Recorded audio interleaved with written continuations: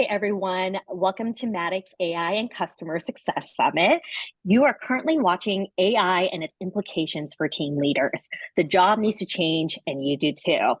I'm very excited to introduce our speaker. And as I introduce him, I'm going to have him answer our icebreaker question. What would you use AI to automate in your life outside of work? So leading today's session is Peter Armaly, Vice President of Customer Success at ESG. Can I answer the question now? Yes, please. Thanks, Bex. Hi, everybody. Not to be a bit of a downer, but I thought of this, and my dog has a condition at the moment where has seizures and lots of seizures, and so we got it under control. But the medication causes him to urinate a lot, so we've put him in diapers. And it seems I'm always 5 minutes late to take him outside. So I would love it if AI could figure out and give me an indication before he pees his diaper that he's about to go, and then I could run him outside. So, sorry to hear about your dog, Peter, but I feel like all dog owners would probably benefit from that as well. Before we get started, just a reminder to everyone, if you have any questions, please use the Q&A functionality. It can be found in the Zoom controls bar. But yeah, I'll hand it off to you, Peter. Thank you, Bex. Again, hello, everybody. I'm really happy to be here, and I want to thank Maddox for organizing this summit. I think it's a wonderful way to introduce everybody to explore a bit more about how AI is going to affect and maybe enhance customer success. So the topic I want to talk about is really around leadership. But even though I'm talking about leadership, it's appropriate for everybody to kind of pay attention because it will apply. Some of the themes will be very familiar to individual contributors as well.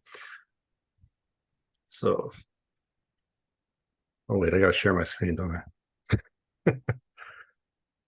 I have to share my screen. Jade, do you mind stopping your screen share?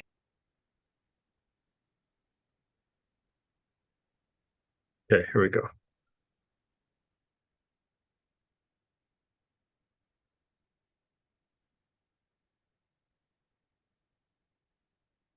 There we go. Okay.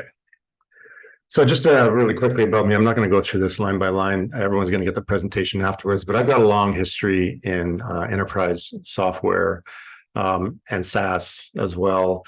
The takeaway from this is that I've been in customer success in a formal capacity since 2008. Prior to that, I was in sales organization as solutions engineering.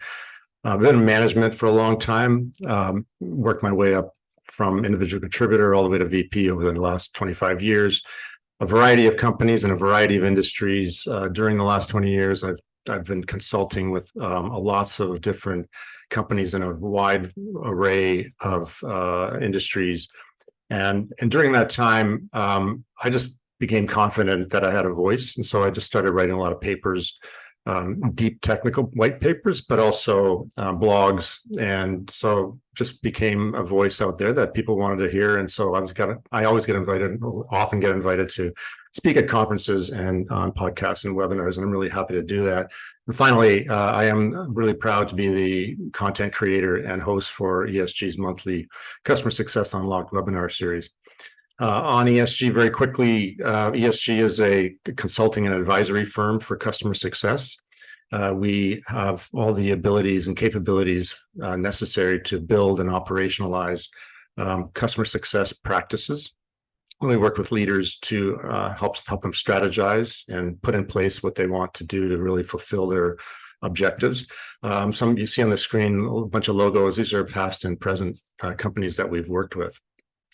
So let's get going. I only have 30 minutes to talk to you about a pretty deep topic, and I've got a lot of content, but feel free, as Beck said, to put questions into the chat, and then we can deal with them in the last 10 or 15 minutes.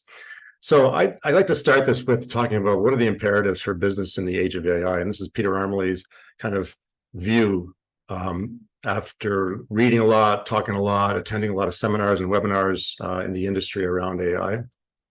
So the first thing I think the businesses need to realize is that every workflow in a company should be eligible for review and consideration in the age of AI.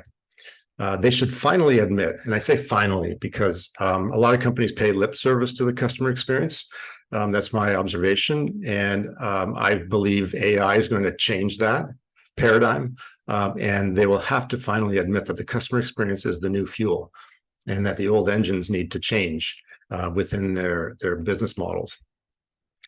In the age of AI, we should see a real further advancement of the democratization of data. And I believe leaders would be foolish to just look at certain kind of people or areas for ideas. They should really be looking everywhere for ideas for how to improve their business, including the employee base. Governance is back in fashion, and I say that because CIOs kind of fell to the wayside or retreated into the bushes over the last 10 years as cloud took over, and they found themselves kind of without the kind of prominent stage that they had up until like 2010 or so. But I believe that's going to change, and CIOs will kind of be welcomed back to the stage and be seen as a strategic kind of voice in the conversation. And they will be either leading or be really integral to the whole idea of governance. And that's going to be necessary in businesses around AI. There will be no excuses for the lack of a 360-degree view of a customer. AI is going to change that. It's going to force a change there. We've seen people talk about it. Companies say they can do it. We've not seen it. And so I think that's going to change. There'll be clearer and more transparent performance management of the employee base, and that should be a welcome thing. I think AI will improve the fairness and objectivity of performance management for the entire employee base. Companies or businesses need to understand that AI is simply the way. It's a tool, it's a technology, but it's not the destination. Prediction is the destination. Businesses need to move assertively into the future of seamless horizontal business. And what I'm implying there, and you can probably read between the lines, is that for so long we've bemoaned silos within companies. I believe AI is going to be the catalyst to change this and to kind of erode those walls of silos. And finally, investors will reward companies that accelerate themselves based on AI use cases. We're seeing glimpses of that already in the marketplace where investors are rewarding companies that say they can do AI. I think that's a lot of like initial flash in the pan, but we will see pretty quickly the companies that are good at it actually rise, and they'll be rewarded more handsomely going forward. Peter Armaly's prediction, in 50 years, it'll be difficult imagining a time before artificial intelligence. If you don't believe me, try and imagine a time before electricity or before the printing press. I'm not being melodramatic here. I think it's true that AI will be a revolutionary change in our world, and it'll be really interesting. I'm not going to be around in 50 years. Many of you won't, but it'd be fascinating to see in 2072 if people can imagine what business was like before AI really took root. Another prediction, 5 years, customer success will not be a formal business function if its leaders fail to embrace the power of AI. In my final prediction, I'm not going to do this whole presentation of predictions. In 15 years, if companies successfully embrace AI, there will be only niche formal business organizations called sales and customer success. I think we're going to see the customers take over even more than they are today, the process of discovering what they want, learning what they want, teaching them what they want themselves, and then buying it. And it should be, products will be better. The AI will improve a lot of the process that businesses have in place for serving the marketplace. But there will always be, I think, there will always be a need for special attention. And that's why I say there'll be niche organizations. So let's start with some honesty around customer success. We're all friends here, right? We've been in this community a long time. One thing I see on LinkedIn, a lot of people are very honest about the shortcomings and the tribulations about customer success. So customer success has struggled to achieve its mission to make an impact across large percentages of the typical customer base. Usually it's only a small fraction of the customer base that's being impacted by customer success. They struggle to defend how its processes and its culture place the customer at the center and why it should matter to the entire company. It's struggled to become a peer organization to sales. That's absolutely true. It's struggled to stand on its own. We see that a lot of like the ownership, who owns customer success in terms of the senior leadership team. It's struggled to understand that its value is two-dimensional. I think too much of the conversation is all about what is customer success doing for the customers. Now, this might sound weird, but I believe it's almost more important what customer success can do for its own company by leveraging customer data and what the customer's behavior is, and they can teach the rest of the company how to provide better products and services. That's what I mean by two-dimensional. Customer success has struggled to prove empirically over time that the work it does in a programmatic way makes a difference to customers and to the company. I see this an awful lot. I see only a small percentage of companies actually getting good at this, proving empirically over time that the work they do matters. And this leads to the next one. They struggle to build a strong case for long-term investment. Without that proof, it's really hard to build a case and to present it to the board or at least the senior leadership team to ask for more investment. Struggle to impact peer organizations and help them improve the work they do, which ties into that two-dimensional piece I was talking about. But a lot of that stuff isn't solely the fault of customer success. Customer success has in many cases been a puppet of egos, of changing whims of leadership, senior leadership. And that's why we see a lot of kind of up and downs within the customer success profession. And especially recently, there's been a lot of, as we know in the last year or two, a lot of layoffs, a lot of rifts, a lot of organizations completely disbanded. It's because a lot of the responsibilities are out of the control of customer success. And it partly goes back to the very origin of what it is. So there's lots of definitions of customer success. And these are all good definitions I have on the screen here, really good of august bodies of people who've said things, what customer success is or should be. And I want to just point out in the middle of the screen is the graphic. This is how I see customer success as being the middle of all the other organizations, and the customer's at the middle, customer success surrounds it. All these other organizations need to kind of feed into this. And all these definitions are a little too loose, though. And I think that sets up opportunities for these other organizations to define for themselves what customer success is. And that's when we find customer success treading water, trying to get some traction. It's because the other organizations are defining customer success for themselves. There's an individual named Neil Sahota, who's a CEO of a AI kind of cognitive science company. And he's put out this on the left, the benefits of AI in business, increased efficiency and enhanced productivity. You've probably seen these: improved customer experience, better decision-making, advanced fraud detection. And this guy is not a lightweight. He's got 30 years of expertise with large companies like IBM developing these systems. And this is what he sees AI benefiting in business. On the right is my interpretation of how that would apply in the customer success. So increased speed of service. I believe these are going to come true.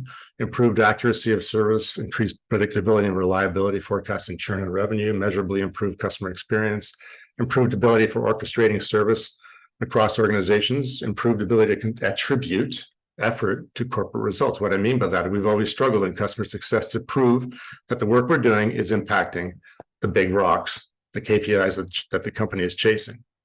I think AI will help us there. And finally, it'll improve staff morale, believe it or not, I think, because even though people are always talking about AI is going to create a lot of layoffs and redundancies, I think there will be that.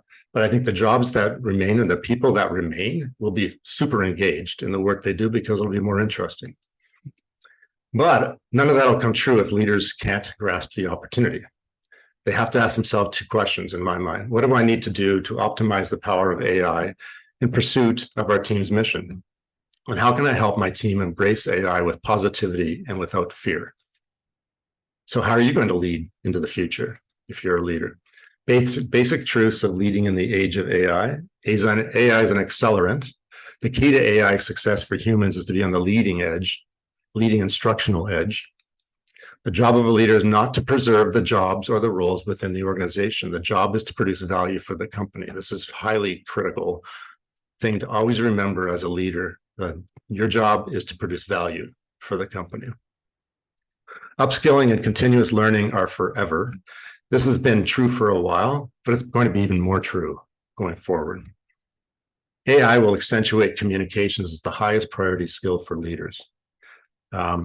I don't know if that sounds kind of counterintuitive with generative AI always being touted as a way to kind of shorten the path to creating content. I think the true skill, the great skill will be if leaders and even individual contributors can figure out how to be seen as ones providing the interpretation, being able to kind of communicate in a human way the stuff that AI provides for you. Individual personality is more important and valuable than conformity. AI will create a ton of opportunity and a ton of wealth in our world, but it'll also create a ton of blandness, I think. And I believe that your individual personality will be highly critical going forward in your success. So what do we want from employees in the age of AI? I think I'm creating a picture for you of a lot of tension.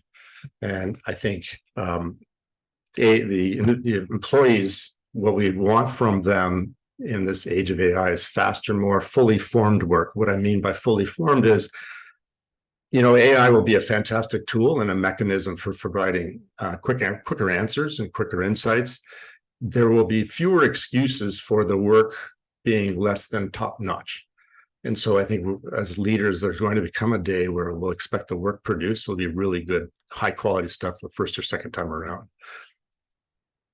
We want employees to be highly engaged in their work. Collaboration with each other. This is key, I believe, in the age of AI, that there'll be more, it'll be more important for people to be talking with each other and working with each other and sharing with each other to really, truly realize the power of AI. We'd like a great morale. This is true for the last 1,000 years, right? Great morale, a climate of trust and support. By and large in businesses, we've been okay at that, not great. So I think AI, what I'm getting at is AI will provide a lot more transparency, I believe, to allow employees to feel like they're playing a fair game with their employer. And we'd like responsiveness. AI will create more immediacy, and we want employees to understand that AI is going to dictate speed, and you have to kind of play that game. And an openness to feedback. This is true too. One of those things that's been around for 1,000 years. But are we equipping CS leaders enough? Let's ask ChatGPT. So I asked ChatGPT, give me job responsibilities for a manager of customer success managers. This is what it came back with. Pretty impressive. I didn't touch this. I didn't edit this. This is what it came back with. I thought, this is not bad. I wish I had this when I was creating job profiles and job specs back a few years ago. But what I want to show here is what I've highlighted as, I think these are immediate areas as a manager of customer success that will be impacted by AI in the next year, 2 years, 3 years. We'll see a lot of improvement in the way customer success is affected by AI in these areas that I've circled. I'm just watching the time. So prominent CS skills in the age of AI. Business processes, what I'm talking about here is both for leaders and individual contributors. Business process fluent. This is something we've been talking about in customer success for years. It's going to be even more important going forward. And I don't mean to, turn up the heat on everybody, but I think this is just reality. AI is going to accelerate the information coming at you. It's going to shorten the cycle between discovery and results. And you need to be able to figure out what it all means for your customers and what it all means for your own company. There needs to be a digital first approach finally. I mean, we've been talking about digital for a long time, and we see great examples of people employing digital first approaches, but I think every company needs to adopt this like immediately. Clever, polished communications, curious, inquisitive, process-driven, collaborative, open, respectful. talking about human characteristics. And these are things that'll set you apart in the age of AI. We don't want blandness. AI will do that on its own, but we want humans to take care of the interesting part of the equation. I'm not going to go through this. This is something I grabbed. It'll be in the source, the notes. This is just a table of classic archetypal leaders in the business world: authoritarian, democratic, and laissez-faire. None of these characters will work in the age of AI. AI is going to make these pure types of individuals struggle and probably go obsolete. We need more modern leaders in AI. We need kind of a blend of researcher, organizer, accountant, meaning comfortable holding people and processes accountable. I think I created this phrase, mesh communicator. What I mean by that is someone who's really comfortable communicating internally and externally, leading in through communications, connector of people with ideas, not people who have ideas, but people with ideas. So ideas come up, and that's where the discovery comes in. You want to be able to connect people to this new idea you feel like championing. Confident, investigative, storytelling, and a pitch person. And what I mean by a pitch person is, in the age of AI, especially when I'm talking about customer success leadership here, we need customer success leaders to really be vocal in providing information to the other organizations to share the experience of working with customers and what impact the practice is having on the customer base, and be able to kind of tell it in an interesting way and in a way that's accurate and fulsome.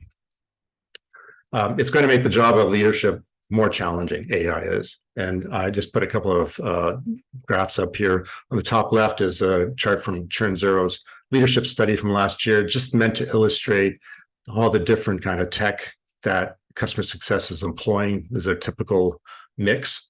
And on the bottom is the number of, or the amount of data sources that businesses have to deal with all the time. So AI is going to make that even more complicated. But we could also see AI driving more consolidation of tech too. So it should be interesting to watch. Either case, I think CS leaders' jobs are going to be very challenging, be more complex. There'll be more scrutiny because there'll be an expectation over time that AI will be providing more accurate information, and there'll be an interest, I think, from high levels at the business of things like customer success and sales to really prove the effort. The pace of business and of change will increase. We already think change is happening fast. It's going to accelerate. And there'll be no information overload. That's an expression we've become comfortable with. It's only going to be information. It's not going to be overload. It'll just be there. Pressure from the executive leadership team and from investors will intensify. I realize I'm painting a pretty bleak picture or a challenging picture, but I think it's just true. It's going to happen. So what it means is leaders need to evolve into that new realm, that new state of being in the age of AI. How do you lead in AI? Well, you have to understand that the brittle governance architectures of the past will actually stymie innovation. There'll be too much bureaucracy, and AI will be best leveraged by more kind of open conversation and dialogue and testing. Closed large language models might inhibit progress towards achieving AI potential. So I know a lot of companies are dabbling and trying out their own kind of LLMs, and that's good. People are experimenting, but I would just caution people to not be too closed about those things because it's still early days. This next thing came from MIT Sloan, the seduction of the known. And what it means is this quote here is that you have to understand, if you're actually going to be moving your business into this world of AI, are you just kind of, you're just recreating the old business? And is that smart? Or does the old business threaten the new business?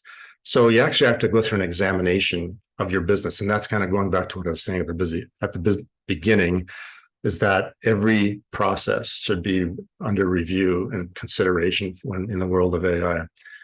Too much blue sky can threaten progress, meaning that it's fine. You need to kind of brainstorm and think about things a lot, get your team involved, but it has to be more than that. It actually has to move, have to find out what you need to work on and do it and execute. And the another risk if leaders don't evolve is the gradual detachment of the team from business relevance, meaning that the team won't evolve and eventually there won't be a need for the team because something else will have replaced it. What are the rewards of CS leadership evolution? If the leaders evolve, there'll be faster speed to market of consumer-friendly products and services, improved speed and accuracy of service, better targeted products, more precise market intel. It'll just be better place to work. If the leader's job is to understand the risks and rewards and guide, coach the team accordingly. McKinsey's come up with a framework that I kind of like, and this is why I'm going to kind of close this presentation with talking about it.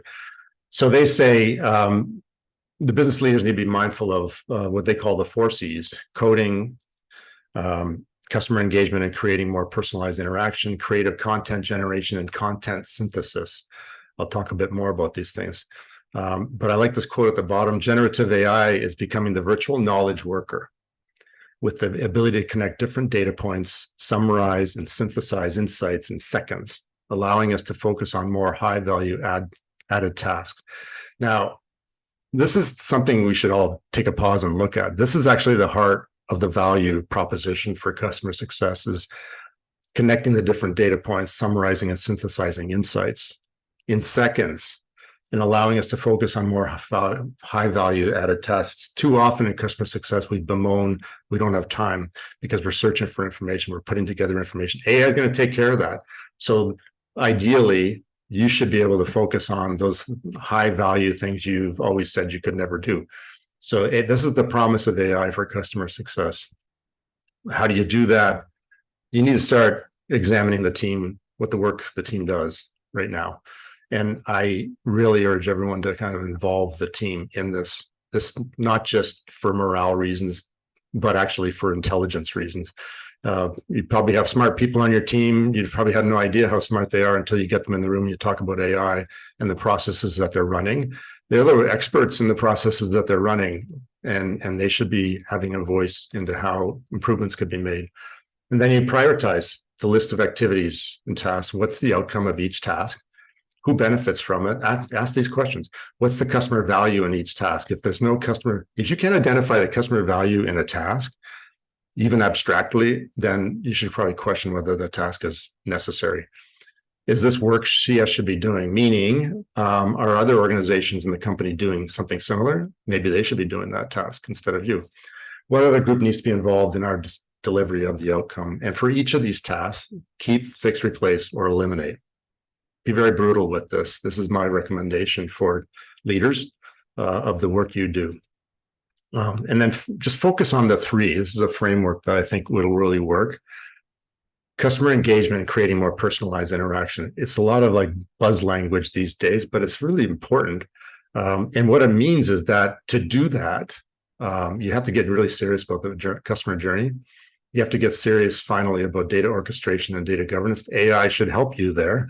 And get serious about doing all of this in concert with marketing and product, who are trying to do something similar with your products. And I'm speaking to leaders here. Rise above parochial concerns about customer success. Sometimes it makes more sense for the business to surrender or relinquish responsibility for something if it makes more sense for another organization to do that. Number 2, create content generation. Get serious about engineering prompts that are based on themes, meaning the themes should tie into a strategy. So don't just have prompts, just do willy-nilly trying to get an answer for something. Make sure that the prompts map to some sort of a strategy for your organization and the company. Get serious about educating customer success creators about I call the 3-legged stool: a brand's tone, corporate goals, and knowing the audience. And finally, content synthesis. Get serious about value creation for the customer. And, and that's maybe just motherhood and apple pie, but I think it's important to point out that when you're synthesizing content, make sure that what you're creating, you truly believe is valuable for the customer when they read it, when they see it, when something pops up on their screen. It has to be something that they value. And get serious about spreading the word throughout the company. I talked a little bit about that. But the content synthesis will be the piece that will allow you to turn around and share with the rest of the company, kind of a way to evangelize the good work that your organization is doing.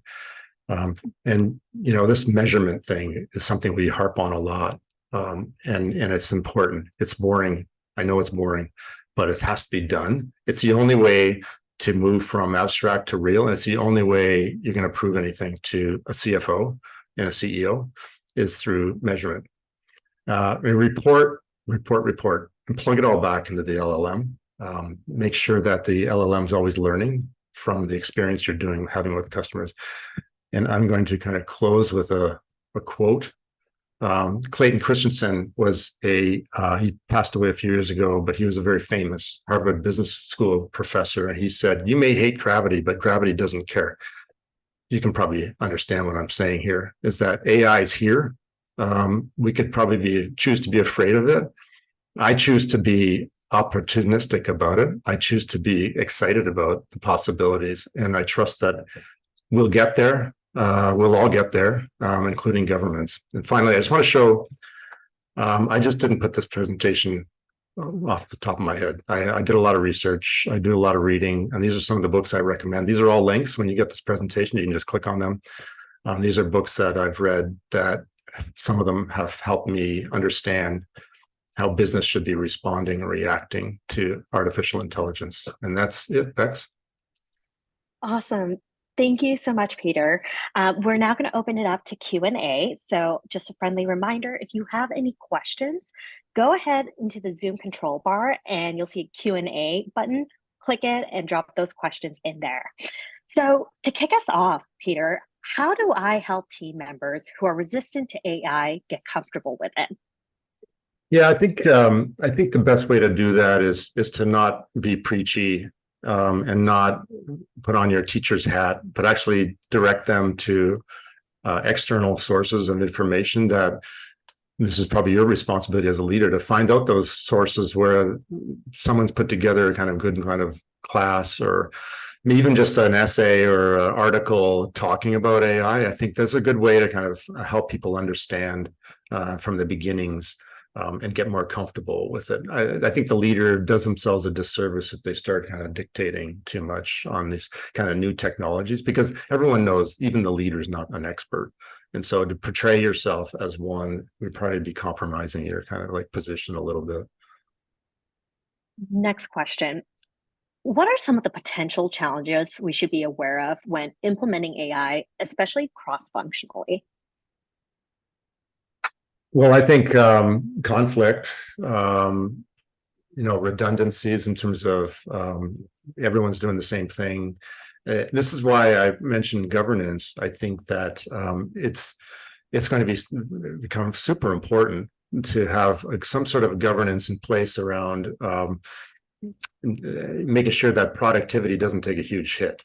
I mentioned this on LinkedIn today in a conversation that I think it's already happening. It's great that people are experimenting. I like to see it. I like to see innovation kind of bubble up.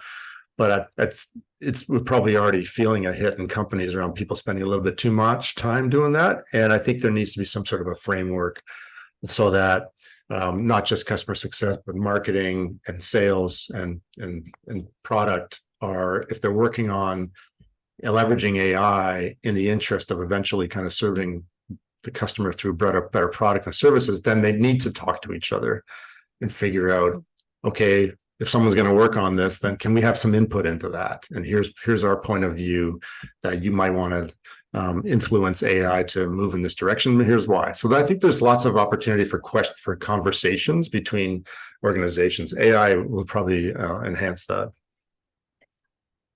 You touched on this throughout your presentation, but how do you see AI impacting the makeup of the CS team and job creation in general?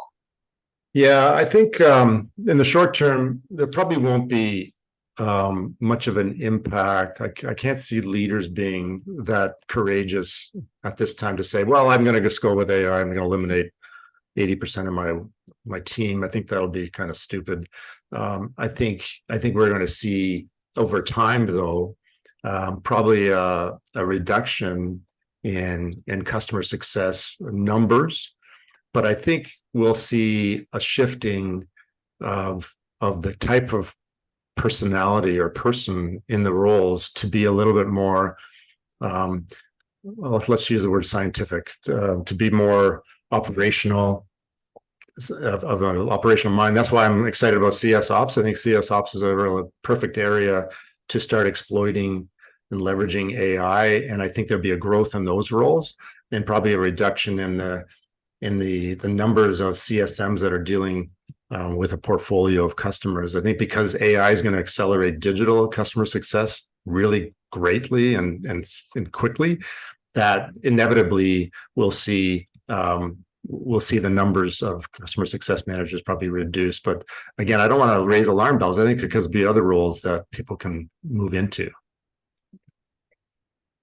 From a tactical perspective, how can I help my team up-level their AI skills? Things I can potentially start doing in the next few months. Well, I would, if I'm a leader, I would just kind of research myself and find either free or low cost kind of training that can be done in an interesting way and in bite-sized kind of portions, because it can get pretty intimidating, I think. And you have to understand that AI, you don't have to understand AI to the extent that a cognitive scientist needs to understand AI. I think you need to understand AI in the terms of how it can be helpful in business. And so I would, as a leader, I would take it upon myself to do some discovery and just come up with some training that I would want my team to take. And unless your company is really already an AI company, you probably have to go outside the company to find that.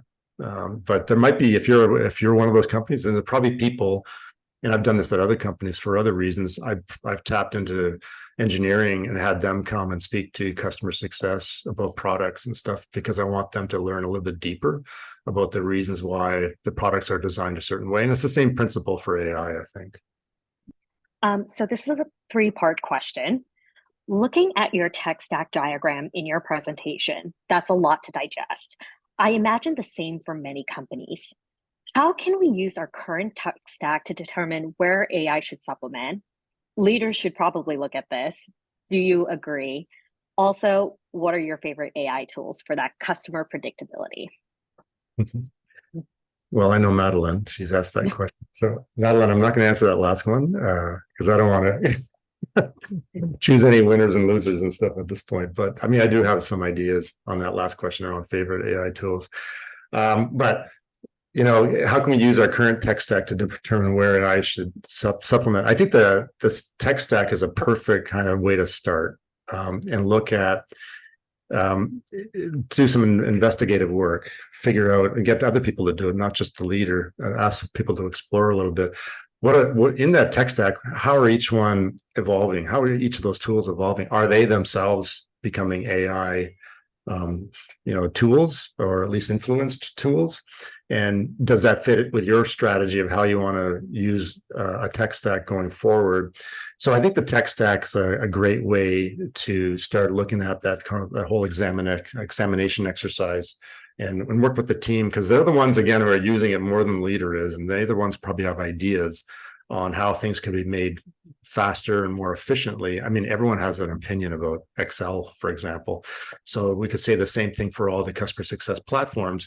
And why wouldn't we want to start, accumulating these ideas and writing them down and sorting them and figuring out, okay, well, let's approach those companies and tell them, you need to kind of change this because we need this capability and we know AI can probably do it. And I think that would be a great way for the team to cohere around a purpose, and the leader can be demonstrating their ability to kind of that mesh communication that I talked about externally and influencing the direction of some of these companies that I think these companies feel that they're moving in the right direction, but I bet you they wouldn't mind getting some input from some customers too. And I think we have time for one more question. How can AI be used to get ahead from a CS perspective? You sort of paused there a little bit. Can you repeat? Oh, yes. How can AI be used to get ahead of competitors from a CS perspective? Yeah, so I think that boils down to, this is interesting because I think it boils down to the intelligence and the business astuteness of the leaders, and even the individual contributors. I don't mean to ignore that piece, but I think Someone needs to say, I bet you we could be better at this if we had these certain answers to these questions. And why not leverage AI to prompt it to provide you with some information that is otherwise going to take you 2 months to investigate and find. It'll probably come back with at least an opinion that you can kind of vet on your own in seconds. So that's how I would see, if you understand how your competitors are doing their work in their customers, and everyone kind of, if you're competing against other companies, you probably have an idea. And so why wouldn't you try to kind of figure out, well, how can we enhance what we think is our value proposition by getting AI to help us by suggesting some improvements? And that's how I would kind of leverage AI, by co-opting it as a partner in this exercise, by saying, okay, we have ideas, but I think you have ideas that are faster than and two answers than we can do. So thank you so much, Peter. With that, we are at the end of our session. Just a reminder, the recording for this session, as well as all other sessions, will be available in our resource hub. All attendees will be notified when that hub is live. So thank you to our wonderful speaker for joining us today, and thank you to everyone else for attending.